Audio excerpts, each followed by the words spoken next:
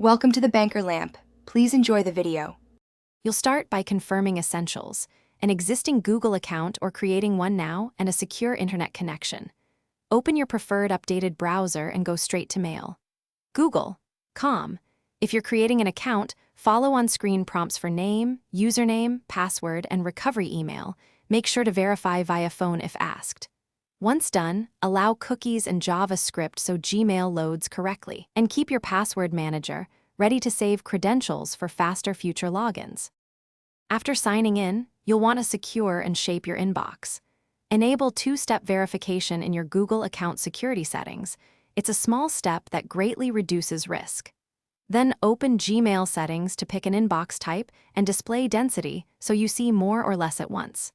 Set your signature, add a profile photo, and import contacts or mail from another account if needed. Make sure to test sending an email to confirm your display name and signature appear correctly. Complete setup by adding Gmail to your desktop workflow. Install the Gmail Progressive Web App or create a browser shortcut for one-click access. Link calendar and contacts from Google Apps to stay synced across devices.